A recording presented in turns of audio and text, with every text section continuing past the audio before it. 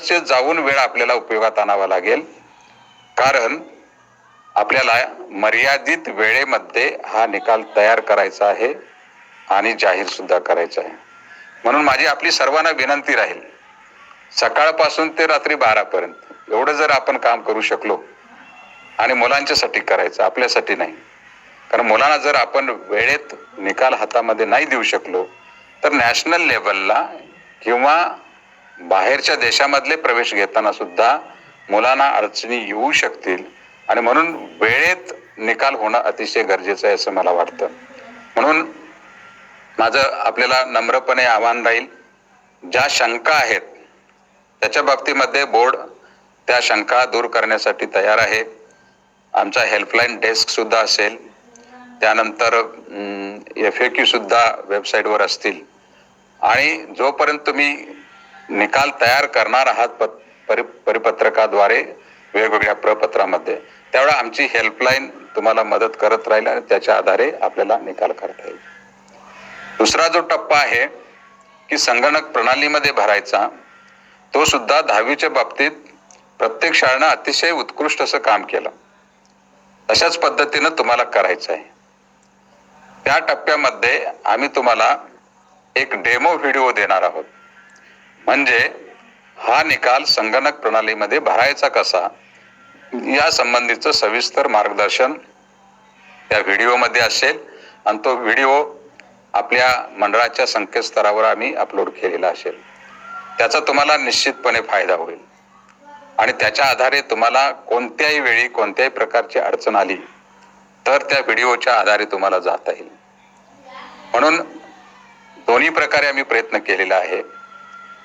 हा व्हिडिओ पाहत असताना जो काही टेक्निकल सपोर्ट पाहिजे आहे, त्या टेक्निकल सपोर्टसाठी सुद्धा आम्ही हेल्प डेस्क तयार केलेले आहेत, आणि त्याच्या आधारे तुम्ही ते संगणक प्रणालीवर भरू शकता.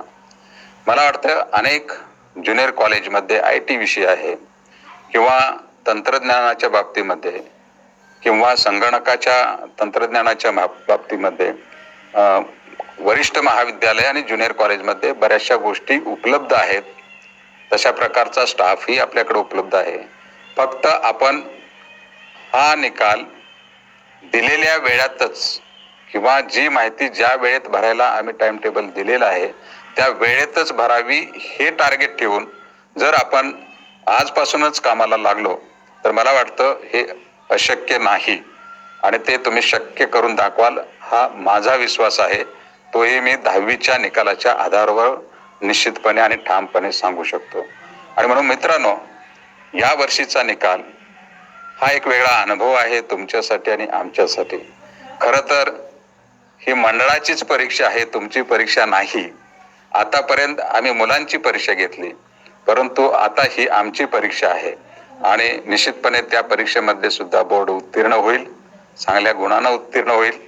फक्त तुमच्या सहकार्याची अपेक्षा आहे.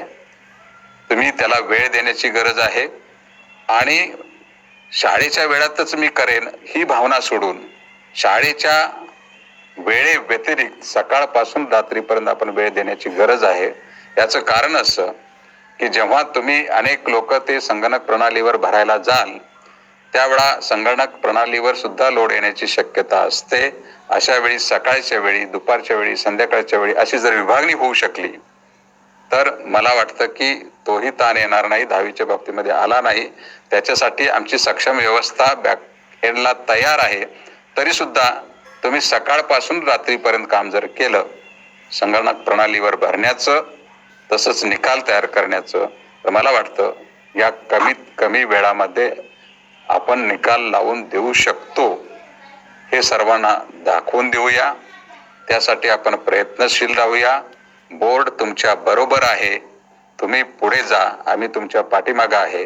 पुन्हा एकदा सर्वांना या कामासाठी शुभेच्छा देतो. धन्यवाद. नमस्कार. महाराष्ट्र राज्य माध्यमिक आणि उच्च माध्यमिक शिक्षण मंडळाच्या वतीनं घेण्यात येणाऱ्या 12वीच्या परीक्षा संदर्भामध्ये ऑनलाईन प्रशिक्षणासाठी उपस्थित असलेले सर्व व्हरायटी दिसतील. या व्हरायटीमध्ये विद्यार्थ्यांची ती म्हणजे परिपत्रक आपल्याला प्राप्त झाल्यानंतर तंत्र आपल्याला सांगितलेली ती तंत्र, त्याचप्रमाणे अंतर्गत मूल्यमापनाची तंत्र, त्या स्टेजमध्ये आपल्याला हे अपूर्णांकाचं पूर्णांकामध्ये रूपांतर करायचं आहे. त्यामुळे तुमच्या मूळ अभिलेखामध्ये कुठेही बदल होत नाही. त्या विद्यार्थ्याच्या या प्रक्रियेसाठी आपण गुण गृहीत धरतो आहोत, त्या नोंदीमध्ये हा बदल होतोय. त्यामुळे त्या नोंदी करत असताना मूळ नोंदीमध्ये कुठेतरी फरक पडतो आहे, गुण वाढतो आहे, चुकीचं आपण काय करतो आहे, अशा प्रकारच्या कुठल्याही प्रकारचा मनामध्ये संभ्रम न ठेवता हा अत्यंत महत्वाचा नियम आपण हे परीक्षेचं कामकाज पूर्ण होईपर्यंत लक्षात ठेवणं फार गरजेचं आहे. हा अत्यंत महत्वाचा मुद्दा सांगणं आपल्याला अपेक्षित होतं. त्यानंतर अजून एक भाग 11वीच्या निकालासंदर्भातला मी सांगतोय. त्यामध्ये 11वीचे विद्यार्थी उत्तीर्ण होत असताना 2 प्रकारे उत्तीर्ण होतात. एक तर त्या विद्यार्थ्याची जी काही संपादणूक आहे ती आपल्या सर्व नियमानुसार जर अपेक्षित त्यांनी संपादणूक प्राप्त केलेली असेल, रिपोर्ट नावाचा टॅब आहे, या रिपोर्ट नावाच्या टॅबला क्लिक करून आपण जर डाउनलोड करून घेतलं तर आपण नोंदवलेल्या सर्व रकाने आपल्याला त्या एक्सेल शीटमध्ये वाचायला मिळतील. त्याची प्रिंट घेऊन तुम्ही तपासू शकता. जर कुठं दुरुस्ती आहे असं वाटलं तर तेवढ्या विद्यार्थ्यापुरती तुम्हाला त्या नोंदी पुन्हा भरण्याची संधी आहे. परंतु कन्फर्म नावाची पुढची जी स्टेप आहे, ही कन्फर्म नावाची स्टेप केल्यानंतर मात्र आपल्याला कोणत्याही प्रकारे कोणत्याही स्तरावरती दुरुस्ती करता येत नाही. तो अधिकार कुणालाही नाही. त्यामुळं जे काही काम कराल ते बिनचूक करा, ते बिनचूक आहे याची खात्री करा आणि खात्री झाल्यानंतर कन्फर्म करा.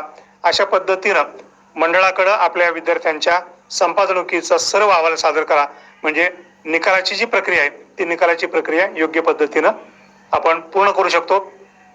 सर्वसाधारण सूचनांच्या बरोबरच प्रत्यक्ष आपल्याला जे काम करायचं आहे ते आपल्याला पुरवण्यात आलेल्या वेगवेगळ्या प्रकारच्या परिशिष्टांच्या माध्यमातून यानंतरच्या टप्प्यामध्ये आमच्या सहकारी गायकवाड मॅडम या आपल्याला मूल्यमापनासंदर्भातली जी परिशिष्ट आहेत त्या परिशिष्टांमधील एक महत्वाचा प्रकार 80+20 या मूल्यमापनाचे सर्व तपशील प्रपत्रासह आपल्या समोर सादर करतील. यानंतर आपलं मार्गदर्शन करतील गायकवाड मॅडम. धन्यवाद. नमस्कार. शासन निर्णय 2 जुलै 2021 व त्या अनुषंगाने महाराष्ट्र राज्य माध्यमिक व उच्च माध्यमिक शिक्षण मंडळाने निर्गमित केलेल्या 5 जुलै 2021च्या परिपत्रकाच्या अनुषंगानं कनिष्ठ महाविद्यालयात कार्यरत असलेल्या आपल्या सर्वांना यावर्षी 12वी निकालासाठी एक विशिष्ट कार्यपद्धती अवलंबायची आहे. या संपूर्ण कार्यपद्धतीत प्रत्येक विषय शिक्षक, वर्ग शिक्षक, कनिष्ठ महाविद्यालयातील पर्यवेक्षीय अधिकारी, मुख्याध्यापक, प्राचार्य या प्रत्येकाचीच महत्वाची जबाबदारी आहे. अगदी थोडक्यात या दोन्ही शासन निर्णय आणि परिपत्रकाचा आपण अभ्यास केला तर आपल्याला असं दिसतंय की या निकाल तयार करण्याच्या कार्यपद्धतीत काही टप्पे आहेत. प्रत्येक विषय शिक्षकानं त्याच्या विषयाचा निकाल करायचा. त्यानंतर संकलित निकाल 6+2 विषयांचा, 2 श्रेणी विषयांचा असं वर्ग शिक्षकांनी तयार करायचा. त्याचं परीक्षण होईल निकाल समितीकडनं. संगणक प्रणालीमध्ये आपल्याला नोंदी करायच्या आहेत आणि बोर्डाकडे पाठवायच्या आहेत. हार्ड कॉपी विभागीय मंडळाकडे, संबंधित विभागीय मंडळाकडे आपल्याला सादर करायचे. मित्रहो, या एकूण कार्यपद्धतीतले विविध टप्पे जेव्हा आपण पाहतोय तेव्हा या संपूर्ण कार्यपद्धतीचा बेस आहे तो म्हणजे विषय शिक्षकाने तयार करावयाचा त्याच्या संबंधित विषयाचा निकाल. आणि याचा जेव्हा आपण विचार करतोय तेव्हा या विषय शिक्षकासाठी जी काही परिशिष्ट परिपत्रकासोबत आपल्याला उपलब्ध करून दिली आहेत ती माहीत करून घेणं हे अतिशय महत्वाचं आहे. आपण सर्वांना माहितीये की 8 ऑगस्ट 2019 हा जो शासन निर्णय आहे त्यामध्ये विविध कनिष्ठ महाविद्यालय स्तरावरील विषयांसाठी वेगवेगळ्या मूल्यमापन योजना आहेत. 70-30, 80-20, 50-50, काही विषयांना 100 लेखी, काही विषयांना 100 प्रात्यक्षिक अशी विविधता मूल्यमापन योजनेत कनिष्ठ महाविद्यालय स्तरावर आहे. आणि प्रत्येक विषय शिक्षकाला आपल्या संबंधित विषयाची मूल्यमापन योजना ही निश्चितच माहिती आहे. हा निकाल तयार करत असताना आपल्याला प्रत्येक विषयाचा निकाल तयार करत असताना आपल्याला शासन निर्णयानुसार काही भारांश विचारात घ्यायचे. इयत्ता 10वीचा, 11वीचा आणि 12वीचा. विद्यार्थ्याची या 3 इयत्तातली संपादणूक आणि त्यासाठी निश्चित केलेला भारांश अशा पद्धतीने आपल्याला आपल्या संबंधित विषयाचा निकाल हा तयार करायचा आहे. In this entire process of preparation of 12th standard result, role of subject teacher is going to be very important. And so it becomes very essential to understand how exactly each subject teacher is supposed to fill the marks. याचीच माहिती आता आपण घेऊयात. आपल्याला माहिती आहे की आपल्याला हे जो निकालाचं काम करायचंय त्यामध्ये आपले विद्यार्थी हे विविध प्रकारचे असणार आहेत. नियमित विद्यार्थी आहेत, रेग्युलर स्टुडंट्स, रिपीटर स्टुडंट्स, पुनर्परीक्षार्थी, प्रायव्हेट कॅन्डिडेट्स, खाजगी विद्यार्थी, काही आयसोलेटेड सब्जेक्ट घेऊन प्रविष्ट होणारे, तुरळक विषय घेऊन प्रविष्ट होणारे विद्यार्थी आणि या प्रत्येकासाठी काही वेगळी सूत्र ही यावर्षी आपण निकाल तयार करत असताना वापरणार आहोत.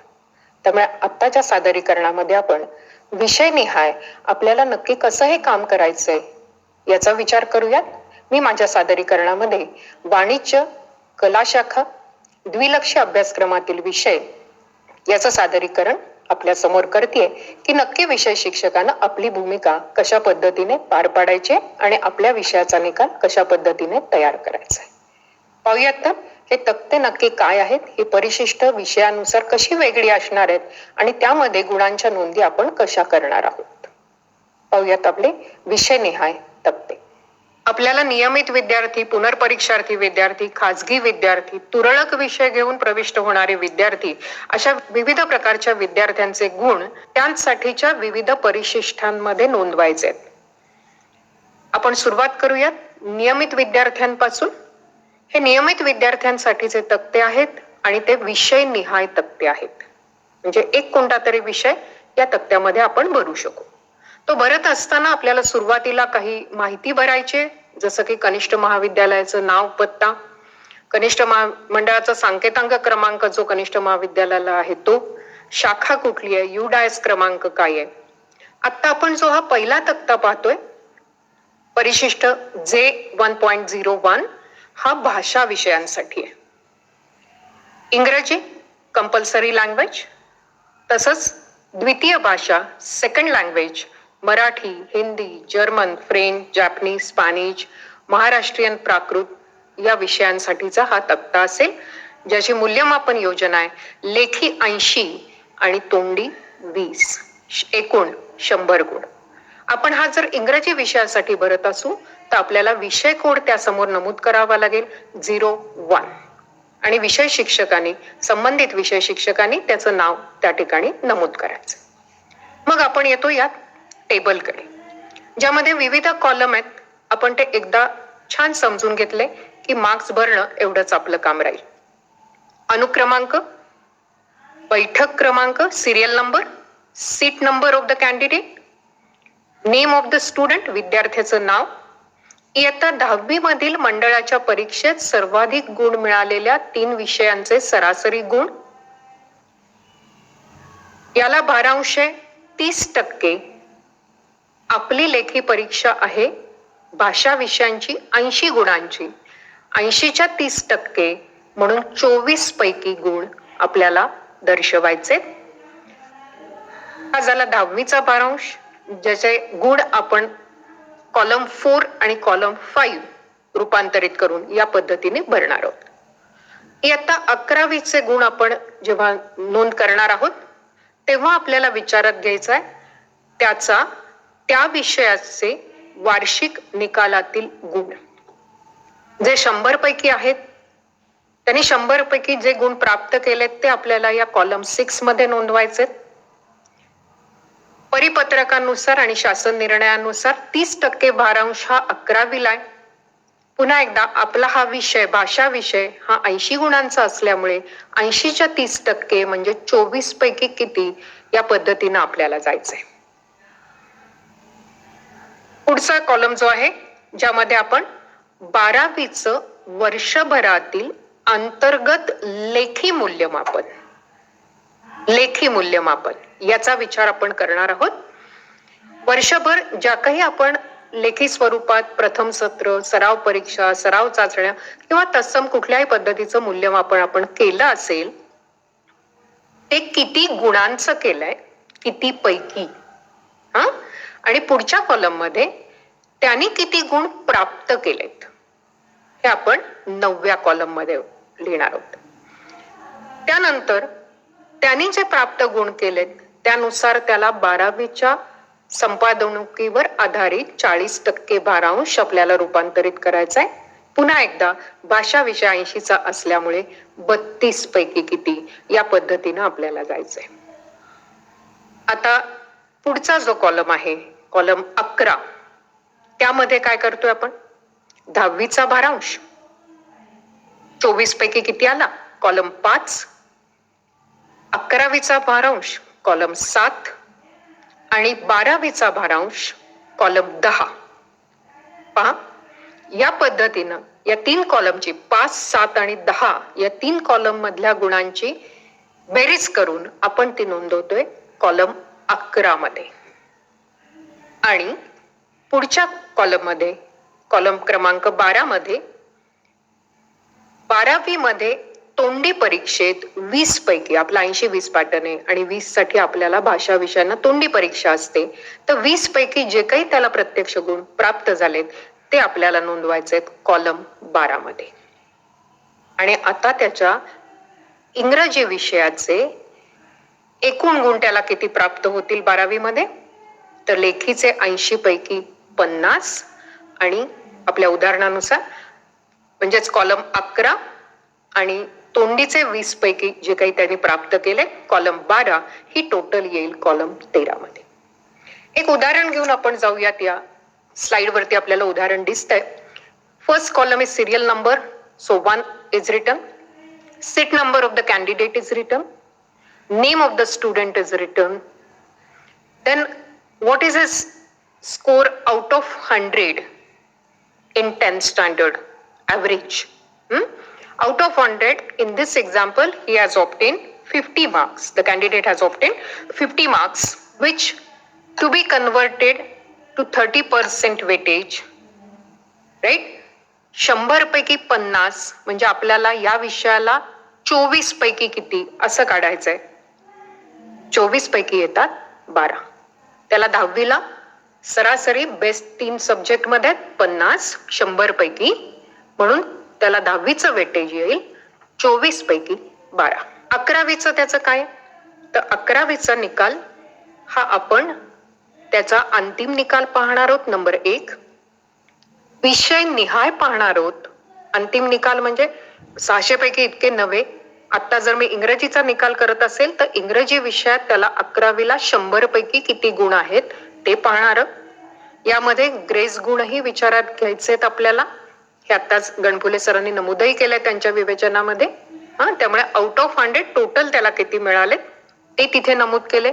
या उदाहरणामध्ये त्याला 100 पैकी 60 मिळाले. आता त्याचं वेटेज किती येणार मग फायनल रिझल्ट मध्ये?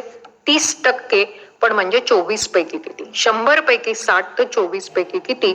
या पद्धतीनं त्याचा 11वीचं वेटेज येईल 15. या संबंधित कनिष्ठ महाविद्यालयामध्ये 130 गुणांचं वर्षभरात 12वीचं मूल्यमापन झालंय. आणि तसंच आहे आपल्या 8 ऑगस्ट 2019च्या शासन निर्णयाप्रमाणे 12वी साठी प्रथम सत्र 50 गुणांचे आणि सराव परीक्षा 100 गुणांची 80-20 याप्रमाणे, म्हणजे 50 प्रथम सत्र आणि सराव परीक्षा लेखी 80. असं जर समजा त्या कनिष्ठ महाविद्यालयात 130 गुणांचं झालंय मूल्यमापन, तर 130 पैकी किती? 130 किती पैकी ते लिहिलंय. पुढच्या कॉलम मध्ये लिहिलंय त्याला किती मिळाले प्राप्त गुण. Marks obtained 90, right. Now I have to calculate weightage, which is 40%. For this subject, written is 80 marks. So out of 32, how many? 130 पैकी 90 तर 32 पैकी किती? या पद्धतीनं त्याचं वेटेज हे आपल्याला लेखी परीक्षेचं काढायचंय. right? Then I have to make total of 10th weightage, that is column 5, 11th weightage, column 7, and 12 standard written examination weightage, column 10. 12 plus 15 plus 23, it comes to 50, right? So out of 80, 50 is the score. And whatever is his marks obtained out of 20 are directly recorded as 16 out of 20 in column number 12. And the final total is 50 in written, 16 in oral, it comes to 66. परिशिष्ट जे 1.02 हे पण 80-20 pattern असलेल्या विषयांसाठी वापरायचं आहे, पण भाषा विषयांसाठी आता आपण पाहिलं ते जे 1.01 होतं, हे आहे जे 1.02, जे की आपण वाणिज्य कला शाखेचे विषय प्राधान्याने जिथे 80-20चा पॅटर्न आहे अशा विषयांसाठी आपण वापरू शकतो. वाणिज्य शाखेमध्ये economics, bookkeeping accountancy, OCM, secretarial practice, cooperation, for arts faculty, political science, history, geography, हे सगळे जे 80-20 पॅटर्नचे विषय आहेत त्यांच्यासाठी आपल्याला या तक्त्याचा, या परिशिष्टाचा उपयोग करायचा आहे. पुन्हा वरची माहिती तीच आहे, विषय फक्त नोंदवायचा आहे. मी या उदाहरणामध्ये घेतलाय secretarial practice is the subject, teacher of secretarial practice is preparing this, subject code will be 52 and the teacher writes name, right? Columns are same, so I would not go for explaining them, I would directly go for the example.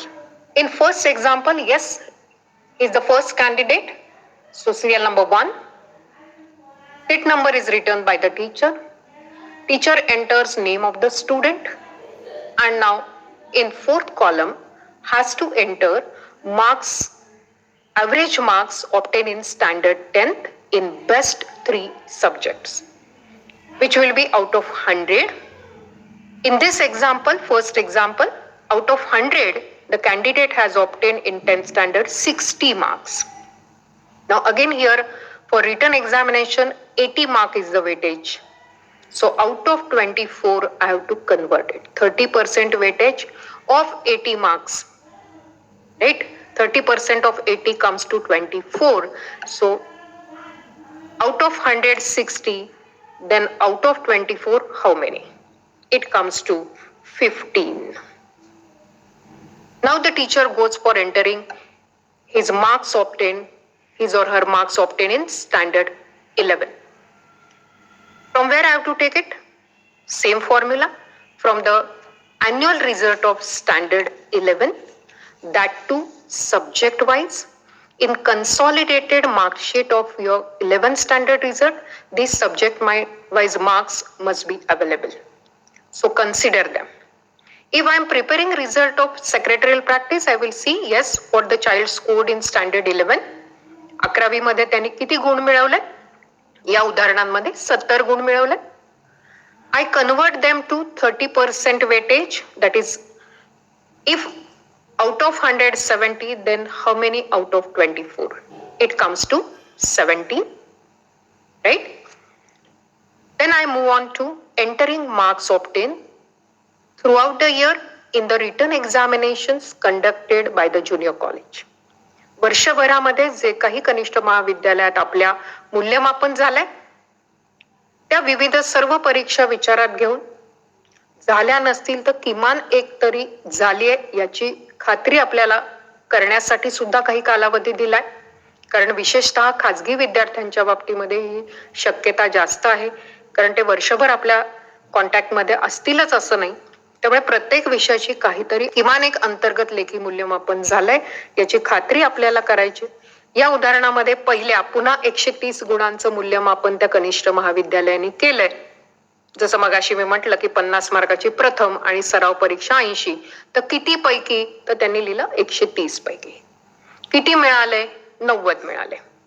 म्हणजे पुन्हा convert होऊन किती झाले? Out of 32, 23, right? In next column, column number 11, to get his score out of 80, I have to make total of column number 5, 7 and 10. दहावीतले weightage, column number 7, 11 standard weightage and column number 10, 12 standard written examination weightage. अशा 10वी, 11वी आणि 12वीतल्या परीक्षांचं भारांश विचारात घेऊन मी 11व्या column मध्ये या तिघांची टोटल ही नमूद करते. आणि मग या विषयांना जर आता उदाहरणार्थ आपण सेक्रेटरियल प्रॅक्टिस घेतला असेल किंवा कॉमर्सचे आर्ट्सचे काही विषय, प्रत्येकाचं 20 मार्काचं काय, इथे थोडी व्हरायटी आपल्याकडे नक्कीच आहे. काही ठिकाणी तोंडी आहे, काही ठिकाणी प्रात्यक्षिक आहे जिओग्राफी सारख्या विषयाला, काही ठिकाणी प्रकल्प आहेत, काही ठिकाणी उपयोजनावर आधारित चाचण्या आहेत. त्यामुळे अंतर्गत मूल्यमापनाचं 20 गुणांसाठीचं जे काही स्वरूप आहे त्या स्वरूपात आपण जी परीक्षा घेतली त्या विद्यार्थ्याची, त्याच्यातली त्याची संपादणूक या 12 नंबरच्या कॉलम मध्ये आपण नमूद करायचे. या उदाहरणामध्ये आपण म्हणतोय out of 20 the child has scored 15 marks. So written 55 and out of 20 15. It comes to 70. अजून एक उदाहरण मुद्दामच आपण या ठिकाणी घेतोय. पुन्हा पहिले 3 कॉलम शिक्षकांनी भरले. Serial number 2, then seat number is written, then entered and then student's name. Same example we are continuing for his weightage of 10th and 11th. I hope by the time now it is clear. ते तसंच आहे, फक्त इथे बदल असा झाला मित्रांनो की संबंधित कनिष्ठ महाविद्यालयात 130चं नाही मूल्यमापन झालं, 50 गुणांची एकच चाचणी घेतली, तर आपल्याला तसं नमूद करावं लागेल. कारण किती पैकी याच्यानुसार ते ठरणार आहे. 32 पैकी किती काढताना आपल्याला मिळालेले गुण, प्राप्त गुण हे किती पैकी आहेत हे व्यवस्थित नमूद करणं आवश्यक आहे. त्यामुळे जर एखाद्या कनिष्ठ महाविद्यालयात 50 गुणांचंच मूल्यमापन झालंय तर 50 पैकी 30 त्यांनी मिळवलेत, म्हणजे 32 पैकी 20 मिळालेत. या पद्धतीने आपण कॉलम 8, 9 आणि 10 मध्ये रिस्पेक्टिव्हली एंट्रीज करू. किंवा असं होऊ शकतं की 130 गुणांची झाली आमच्याकडे मूल्यमापन, पण विद्यार्थी 50लाच उपस्थित होता. असंही होऊ शकतं की त्याने सराव परीक्षा नाही दिली, तो फक्त प्रथम सत्र परीक्षेला होता. त्यामुळे किती पैकी त्याचे गुण आहेत हे व्यवस्थित नमूद करण्यावरच आपला 12वीच्या भारांशाचं कॅल्क्युलेशन असेल. त्यामुळे किती पैकी याला अतिशय महत्व आहे. त्यामुळे अतिशय अचूकपणे, बिनचूकपणे हे आपल्याला करायचं आहे. मग पुढचे कॉलम पुन्हा आपल्या लक्षात आलेत आता. 10वी भारांश, 11वी भारांश आणि 12वी भारांश. Column 5th, 7th and 10th, total of that will be his score out of 80 and marks obtained in internal examination in whatever form should be directly entered. Now total of column number 11 and 12 will be his final score in the respective subject. या प्रत्येक परिशिष्टावर विषय शिक्षकांनी स्वाक्षरी करायचे आणि प्राचार्य किंवा मुख्याध्यापक यांची स्वाक्षरी असेल. ते 1.08 द्विलक्षीचे जे अभ्यासक्रम आहेत त्यातली काही विषयांना द्विलक्षीमध्ये थोडी आणखीन पुन्हा विविधता आहे. मूल्यमापन योजने संदर्भातला जे 1.08 जो आहे परिशिष्ट, तिथे द्विलक्षी अभ्यासक्रम असे की ज्यांना लेखीला 40 व प्रात्यक्षिकाला 60 असं त्यांची 100 गुणांची विभागणी आहे. काही विषयाचे कोडही वरती नमूद केलेत ब्रॅकेटमध्ये. द्विलक्षी अभ्यासक्रम या विषयाच्या पुढे. द्विलक्षी अभ्यासक्रमासाठी मित्र आपल्याला महत्वाचं विचारात घ्यायचंय पेपर 1 आणि paper 2 separately to be prepared. हे आता आपण पाहतोय, पहा तिथे म्हटलंय पेपर 1. द्विलक्षीला 2 पेपर असतात, त्यामुळे पेपर 1 आणि पेपर 2 यासाठी स्वतंत्रपणे ते तयार करायचं आहे. आता इथे बदल इतकाच आहे, तो कॉलम नंबर 5 मध्ये डायरेक्ट आपण पाहूया, कारण पहिले कॉलम तेच आहेत. पुन्हा अनुक्रमांक, बैठक क्रमांक, विद्यार्थ्याचे नाव आणि त्याचं average in 10th standard out of 100. Okay, आता इथे रूपांतरित करताना 30% भारांश म्हणजे लेखीच्या 30%, इथे 12 पैकी किती असं काढायचंय. आपण आधीची जी 2 उदाहरणं पाहिली 80-20 ची, तिथे 24 पैकी किती काढत होतो. कारण तिथे 80 गुणांना लेखी होतं. इथे लेखी 40 गुणांना असल्यामुळे 12 पैकी किती या पद्धतीने आपल्याला कॅल्क्युलेशन करायचं. म्हणजे आता इथे जर 100 पैकी 60 आलं तर 12 पैकी किती असं आपल्याला 5व्या कॉलमला नमूद करावं लागेल. पुढच्या 6 मध्ये 11वीतली त्या विषयाची संपादणूक पेपर 1ची नमूद करावी लागेल. त्याचं पुन्हा 30% कन्व्हर्जन ते 12 गुणांचंच येईल कारण लेखी इथे 40ची आहे. मग आपण 12वीचे गुणांची नोंद करणार आहोत, ज्यामध्ये ज्या काही लेखी परीक्षा वर्षभर झाल्या त्या किती पैकी हा पहिला कॉलम आहे 8वा आणि त्यामध्ये प्राप्त गुण किती आहेत ते लिहिणार आहोत आपण 9व्या कॉलम मध्ये. 12वीला 12 40% जर 40 गुणांची लेखी असेल तर 16 पैकी किती, 16 पैकी किती, म्हणजे 12 12 16 24 24 32 या गोष्टी आपल्याला लक्षात ठेवायच्यात विषय निहाय. पुढचे मग 3 कॉलम पुन्हा आधीच्याच तक्त्यासारखे पण तरी आपण जाऊयात त्याकडे. आता 10वीतली संपादणूक कॉलम 5, 11वीतला 12 कॉलम 7 आणि 12वीतला 12 कॉलम 10. 5, 7 आणि 10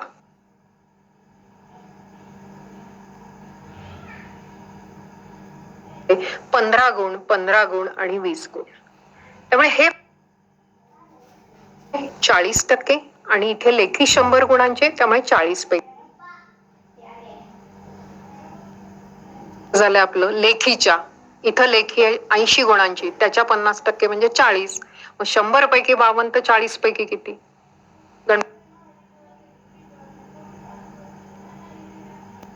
लेखी 80च आहे, त्याच्या 50% म्हणजे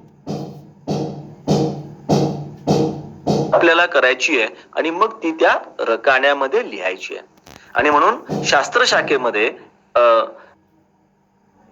आपण नेहमीप्रमाणे जसं विशद केलं तर 30 असेल तर थोडासा तिथे 12 फरक पडेल. या पद्धतीनं खाजगी विद्यार्थ्याचे जे काही सर्व विषय आहेत आणि त्या संबंधित विषयांची जी काही मूल्यमापन योजना आहे त्याप्रमाणे परिशिष्टाचा उपयोग करून आपल्याला त्याचे गुण विषय निहाय नोंदवायचे. मी सुरुवातीला असं म्हटलं की या एकूण निकाल तयार करण्याच्या प्रक्रियेमध्ये वेगवेगळे टप्पे. हा मित्र होता पहिला टप्पा, ज्यामध्ये संबंधित विषय शिक्षक हे विषयाचा निकाल तयार करतील.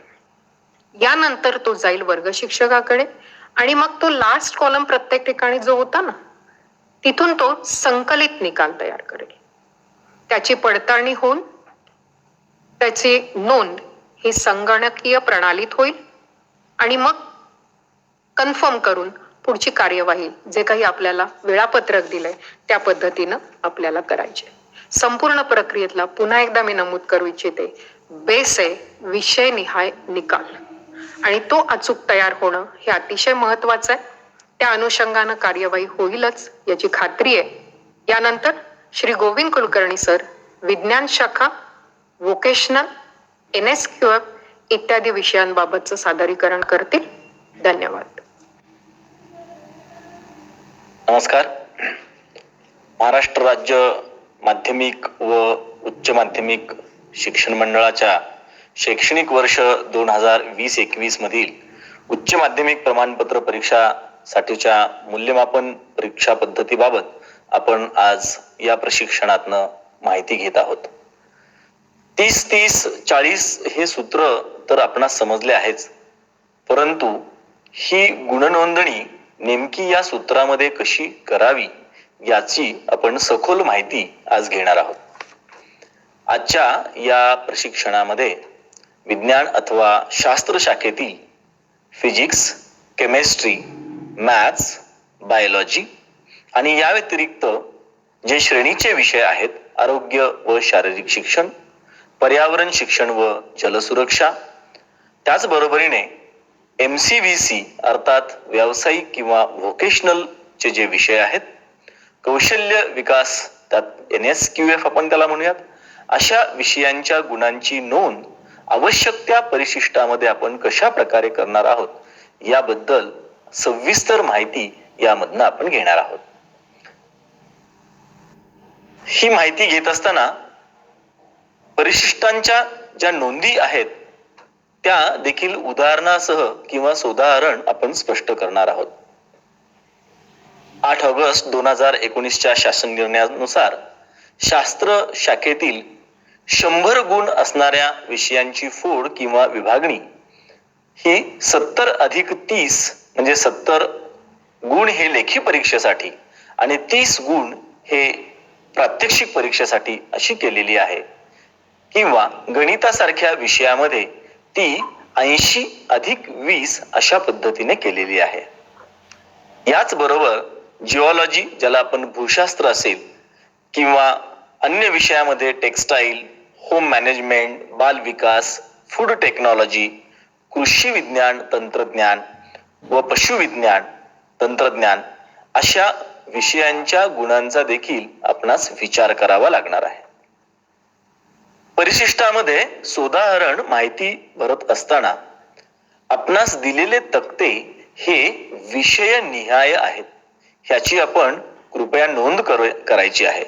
परिशिष्ट किंवा गुणतक्ता हा विषयनिहाय असल्याने विषयाची नोंद होणे देखील अत्यंत महत्वाचे आहे. आणि म्हणून राज्य मंडळाने जे प्रसिद्ध केलेले परिशिष्ट आहेत किंवा तक्ते आहेत ते आपल्या समोर आपण नक्कीच हे प्रशिक्षण घेत असताना घेऊन बसला असाल, म्हणजे गुणांची नोंद करताना ते आपणास अधिक सुलभ होऊ शकेल. आज आपण प्रत्यक्ष परिशिष्ट कशी भरायची हे पाहूयात.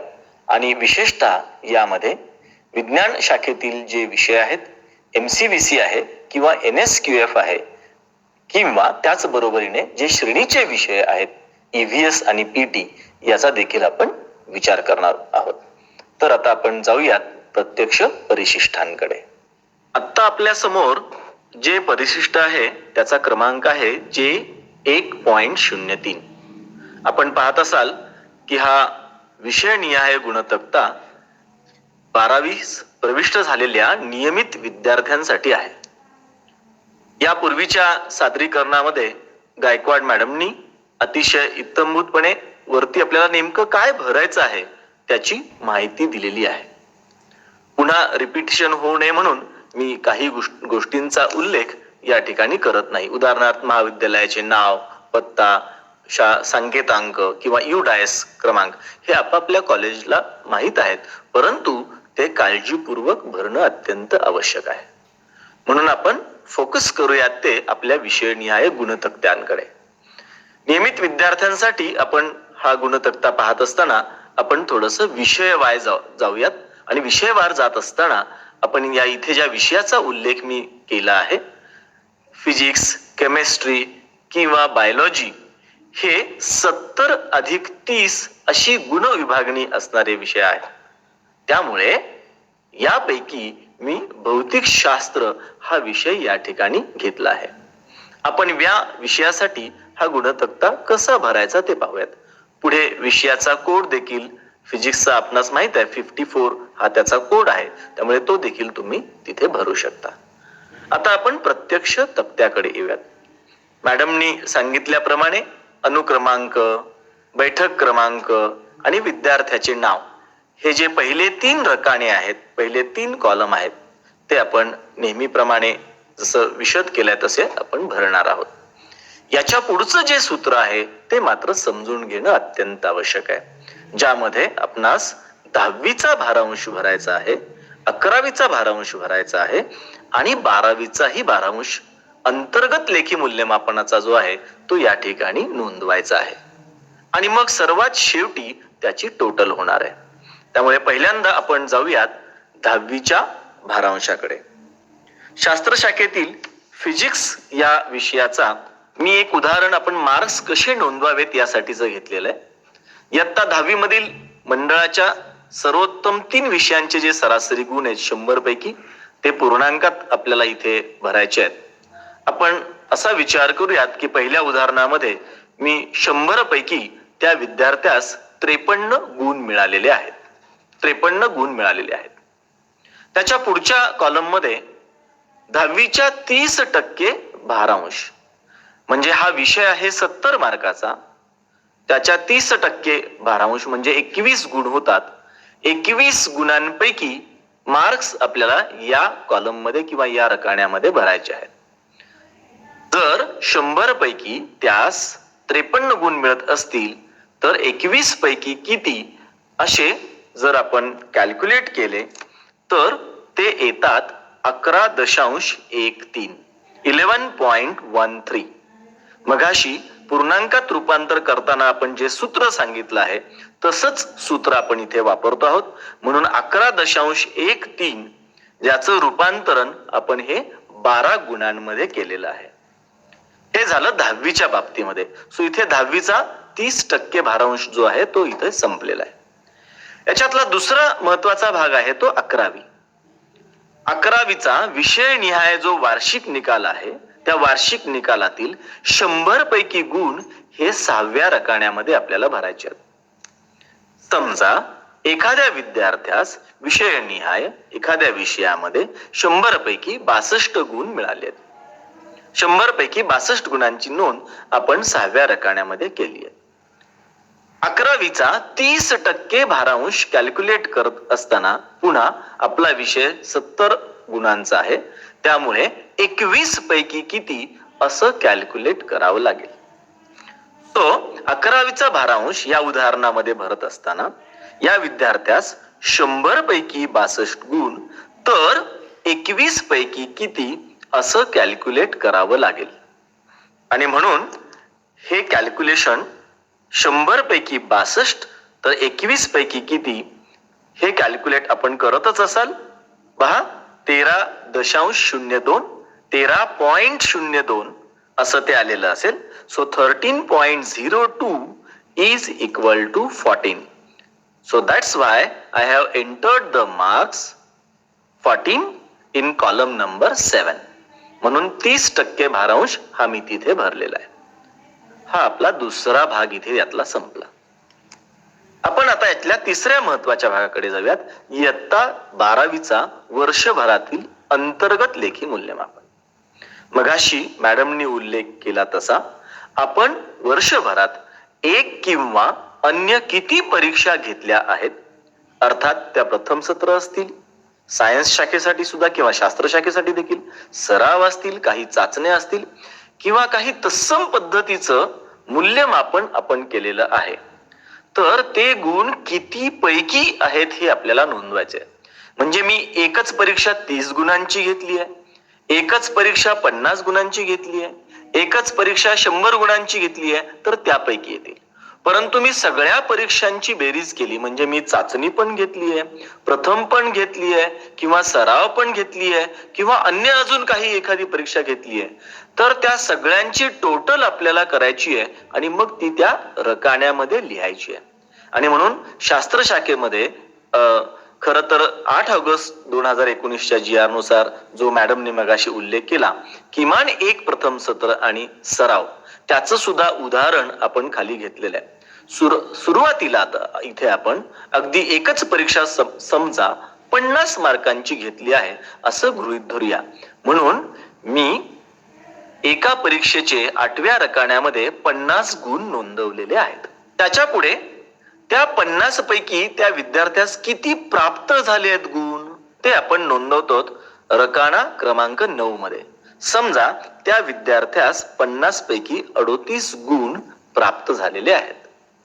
आता इथे आपल्याला 50 पैकी 38 पुढे भारांशाचा विचार करावा लागणार आहे.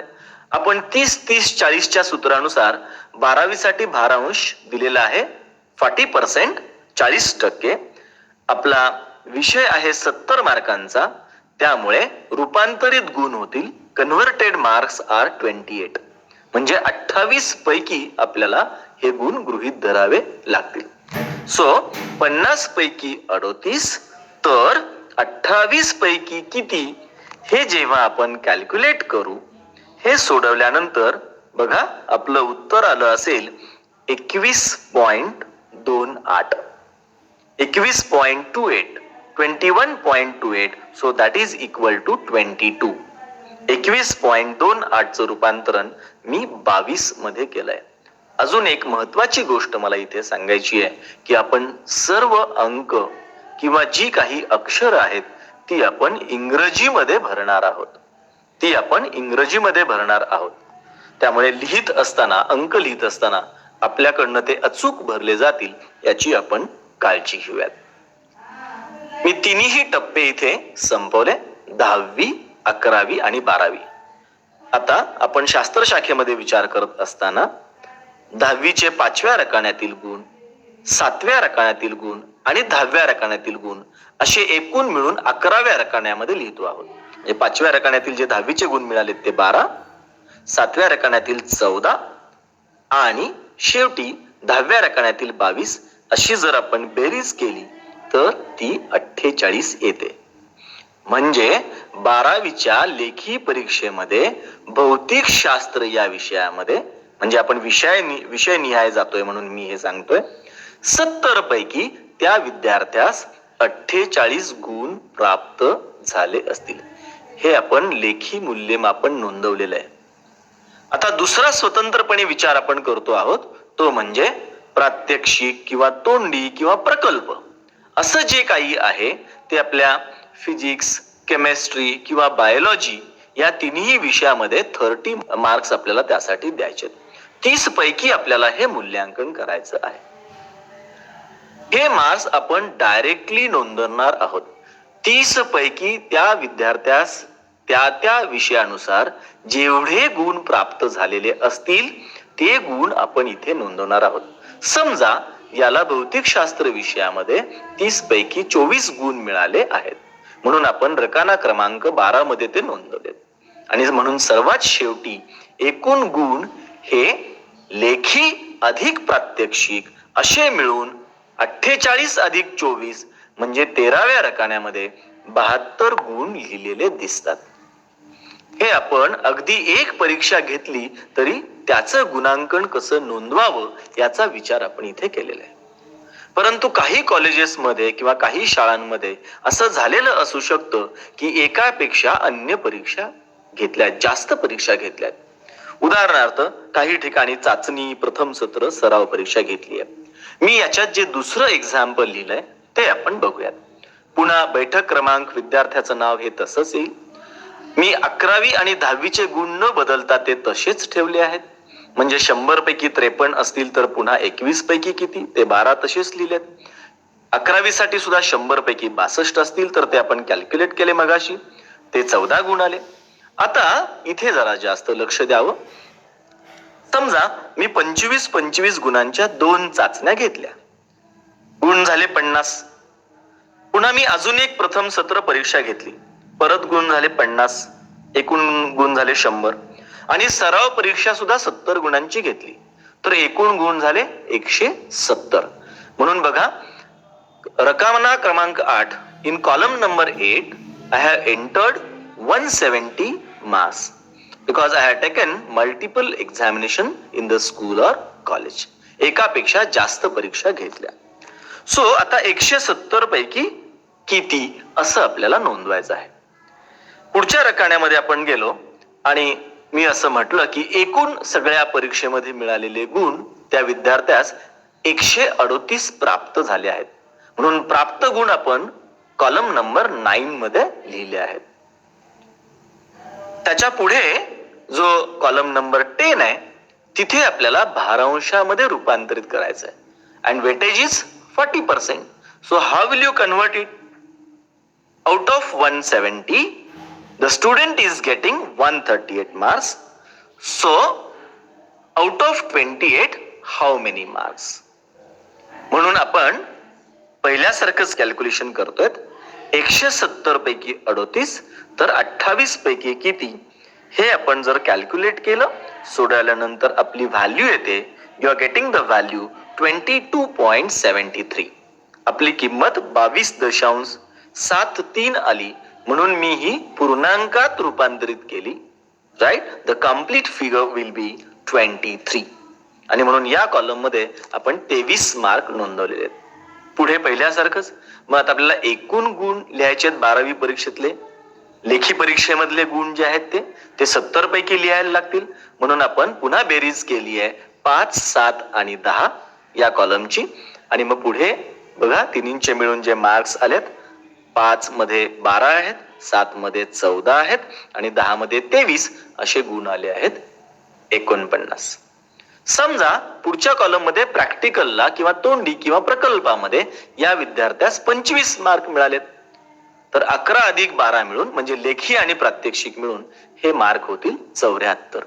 अशा पद्धतीने आपण फिजिक्स, केमिस्ट्री, बायोलॉजी हे जे 70 गुणांचे विषय आहेत किंवा जिओलॉजी असेल, भूशास्त्र आहे किंवा आर्ट्स मध्ये सुद्धा टेक्सटाईल आहे, बाल विकास आहे, फूड टेक्नॉलॉजी आहे, कृषी विज्ञान व तंत्रज्ञान आहे किंवा होम मॅनेजमेंटचे काही विद्यार्थी आहे, म्हणजे जिथे जिथे 70 अधिक 30 अशी फोड आहे त्याच्यासाठीच हे परिशिष्ट आपण या ठिकाणी वापरतो आहोत. प्रत्येक परिशिष्टाच्या खाली विषय शिक्षकांची स्वाक्षरी, मुख्याध्यापक व प्राचार्य यांची स्वाक्षरी अनिवार्य आहे. तर आपण ही फिजिक्स, केमिस्ट्री आणि बायोलॉजी या संदर्भातली माहिती परिशिष्ट जे 1.03 मध्ये घेतली. शास्त्र शाखेतलाच अजून महत्वाचा विषय म्हणजे गणित, मॅथमॅटिक्स. या विषयासाठी सुद्धा गुणदान कसे नोंदवावे हे आपण पाहणार आहोत. गणितास लेखी 80 मार्क आणि तोंडी किंवा प्रात्यक्षिक, प्रकल्प, चाचणी किंवा अंतर्गत मूल्यमापन 20 मार्क असे एकूण गुण 100 अशी विभागणी केलेली आहे. सदर परिशिष्टामध्ये किंवा तक्त्यामध्ये ही नोंदणी आपण पाहूयात. अनुक्रमांक 1, 2 व 3 मध्ये विद्यार्थ्याचा बैठक क्रमांक, विद्यार्थ्याचं नाव आपण नेहमीप्रमाणे लिहायचं आहे. यापुढे आपण 10वी, 11वी व 12वीच्या भारांशानुसार गुणनोंदणी कशी करायला पाहिजे ते अत्यंत महत्वाचे. सुरुवातीला आपण 10वीचा भाग पाहू. रकाना क्रमांक 4 मध्ये आपणास विद्यार्थ्याचे 10वीचे गुण नोंदवायचे आहेत. 100 पैकी पूर्णांकात आपण ते गुण नोंदवणार आहोत. समजा उदाहरण म्हणून या विद्यार्थ्यास 100 पैकी 53 गुण मिळाले आहेत. ते आपण रकाना क्रमांक 4 मध्ये नोंदवलेत. 10वीचा भारांश किंवा वेटेज 30% आहे. लेखी पेपर हा 80 गुणांचा असल्यामुळे त्याचे रूपांतरित गुण लिहिताना आपणास 24 पैकी लिहावे लागतील. हे गुण कॅल्क्युलेट करत असताना जर या विद्यार्थ्यास 100 पैकी 53 तर 24 पैकी किती असे कॅल्क्युलेट करावे लागतील. त्यामुळे हे कॅल्क्युलेशन केल्यावर आपली जी किंमत येईल ती 12.72 12.72 अशी येईल. म्हणजेच पूर्णांकांमध्ये आपण हे गुण 13 गुण नोंदवलेले आहेत. हे 10वीच्या बाबतीत आपण 30% भारांशानुसार गुण लिहिले आहेत. यापुढे आपणास 11वीचे गुण लिहायचे आहेत. आता आपण 11वीच्या रकान्यांमध्ये जाऊयात. रकाना क्रमांक 6 मध्ये विषयनिहाय वार्षिक निकालातील 100 पैकी गुण आपण लिहिणार आहोत. आपण उदाहरण घेऊयात. समजा त्या विद्यार्थ्यास 62 गुण मिळालेले आहेत, म्हणून मी रकान्यामध्ये 62 गुण नोंदवले आहेत. इयत्ता 11वीचा जो भारांश आहे, वेटेज आहे, ते 30%. परत लेखी 80 गुणांच्या 30% म्हणजे 24. 100 पैकी 62 तर 24 पैकी किती असे गुण आपणास कॅल्क्युलेट करायला लागतील. याचं उत्तर येईल 14.88 14.88 म्हणजेच ते 15 गुण होतील. सो आपण 11वीचं जे वेटेज आहे ते 15 गुण असं नोंदवलेलं आहे. 10वी आणि 11वी नंतर आपण 12वीच्या अंतर्गत लेखी मूल्यमापनाकडे जाऊयात. 8व्या रकान्यामध्ये किंवा 8व्या कॉलम मध्ये एकूण निर्धारित गुण आपण 50 पैकी, कारण किती पैकी याला फार महत्व आहे. समजा आपण वर्षभरातील मूल्यमापन हे 50 गुणांचं केलेलं आहे. रकाना क्रमांक 9 मध्ये आपण प्राप्त गुण त्या विद्यार्थ्यास 50 पैकी 38 असे लिहिले आहेत. म्हणजे 12वीला या विद्यार्थ्यास 50 पैकी 38 तर 12वीचं वेटेज हे 40% आहे, म्हणून भारांश लिहिताना 40% कितीच्या 80 लेखी गुणांच्या म्हणजेच 32 पैकी लिहावं लागेल. म्हणून कॅल्क्युलेट करताना 50 पैकी 38 तर 32 पैकी किती हे येईल 24.32 24.32 राऊंड अप केल्यानंतर दॅट इज इक्वल टू 25 म्हणजे एकूण पूर्णांकात रूपांतर 25 असं आपण रकाना क्रमांक 10 मध्ये नोंदवलेलं आहे. 10वीचा भारांश, 11वीचा भारांश आणि 12वीचा भारांश म्हणजे रकाना क्रमांक 5, 7 आणि 10 याची एकूण बेरीज आपण जी येते ती नोंदवलेली आहे 53 रकाना क्रमांक 11 मध्ये. हे लेखी परीक्षेसाठीचे गुण झाले. आता दुसरा त्यातला जो भाग आहे तो 20 गुणांचा. 20 गुण प्रात्यक्षिक किंवा ते प्रकल्प किंवा अंतर्गत जे मूल्यमापन आहे त्याच्यापैकी समजा त्या विद्यार्थ्यास 17 गुण मिळालेले आहेत, ते आपण रकाना क्रमांक 12 मध्ये नोंदवले आहेत. असे मॅथमॅटिक्स या विषयामध्ये या विद्यार्थ्यास एकूण मिळालेले गुण हे आपण रकाना क्रमांक 13 मध्ये म्हणजे 11 आणि 12 या रकान्यांची बेरीज 100 पैकी 70 गुण नोंदवलेले आहेत. 53 अधिक 17 या पद्धतीने गणित या विषयाचे गुण आपणास या परिशिष्टामध्ये नोंदवता येतील. आपल्याकडे जेव्हा हे तक्ते किंवा परिशिष्ट येतील ते सुद्धा मंडळाच्या याच्यावरती येत असताना अचूक स्वरूपामध्ये येतील. पुढचा विषय PCB आणि M झाल्यानंतर आपण जात आहोत ते श्रेणी तक्ता जो आहे तो आरोग्य व शारीरिक शिक्षण आणि पर्यावरण शिक्षण व जलसुरक्षा या विषयांसाठी. आपणास माहित आहे की आपण याचं जर गुणदान केलं नाही तर बोर्डाचा रिझल्ट तयार होणार नाही. त्यामुळे हे सुद्धा अत्यंत काटेकोरपणे भरणं गरजेचं आहे. वरती नेहमीप्रमाणे सगळी आपण माहिती भरणार आहोत. पुन्हा विषयनिहाय श्रेणी तक्ता आहे. आपण नियमित विद्यार्थ्यांचा विचार करतो आहोत. आपण तक्त्यामध्ये जाऊयात. अनुक्रमांक, बैठक क्रमांक, विद्यार्थ्याचं नाव हे आपण 1, 2 आणि 3च्या रकान्यामध्ये मागे जसं म्हणालो तसंच भरतो आहोत. आता थोडे पुढचे दोन्ही जे कॉलम आहेत त्याच्यावरती आपण भर देऊयात. मंडळाच्या विहित कार्यपद्धतीनुसार व मार्गदर्शक सूचनांप्रमाणे आयोजित मूल्यमापनामध्ये त्या विद्यार्थ्यास प्रचलित पद्धतीने आपण जे काही मूल्यमापन केलेलं आहे आपल्या स्तरावरती त्याला ती प्राप्त श्रेणी इथं लिहायची आहे. आपण PT म्हणजे आरोग्य व शारीरिक शिक्षण हा विषय घेतला तर ABCDH या स्वरूपामध्ये आपण जी श्रेणी नोंदवतो तशी श्रेणी तिथे इंग्रजी अक्षरांमध्ये नोंदवायची आहे. म्हणून त्या रकान्यामध्ये 4थ्या रकान्यामध्ये तुम्हाला A असा लिहिलेला दिसतोय. त्याच्या पुढेच पर्यावरण शिक्षण व जल सुरक्षा हा जो विषय इथे सुद्धा इंग्रजी अक्षरांमध्ये ABCD अशी श्रेणी आपल्याला नोंदवायची आहे. खाली 5व्या रकान्यात B श्रेणी नोंदवलेली दिसेल. परत या परिशिष्टावरती विषय शिक्षकांची व प्राचार्यांची किंवा मुख्याध्यापकांची स्वाक्षरी असणं गरजेचं आहे. हा विषय अत्यंत महत्वाचा असल्यामुळे आपण विषयनिहाय श्रेणी तक्ता भरणं अत्यंत आवश्यक आहे. मी आतापर्यंत आपणास जे बोललो आहे ते शास्त्र शाखेतील PCMB, EVS आणि PT या विषयांविषयी. यानंतर पुढचाच एक वेगळा भाग आपण जो घेतो आहोत तो आहे MCVC बद्दलचा, अर्थात व्यावसायिक किंवा ज्याला आपण व्होकेशनल आपला जो अभ्यासक्रम आहे त्याच्या विषयीचा देखील आपण विचार इथे करतो आहोत. नियमित विद्यार्थ्यांसाठी हा देखील MCVCच्या विषयनिहाय गुणतक्ता आहे. याच्यामध्ये इलेक्ट्रिकल टेक्नॉलॉजी असेल, इलेक्ट्रॉनिक्स टेक्नॉलॉजी असेल किंवा मेकॅनिकल टेक्नॉलॉजी असे जे तुमचे अन्य विषय आहेत ज्याला कंसामध्ये EA, EB, EC असं म्हटलं गेलेलं आहे. याची जी गुणांची फोड आहे ती 80 लेखी, 80 प्रात्यक्षिक आणि 40 गुण प्रात्यक्षिक म्हणजे 80-80-40 असा हा पॅटर्न आहे. 80-80-40 असा हा अक्षरी आणि मुख्याध्यापक प्राचार्यांची. तुमचं उत्तर असेल 24.32.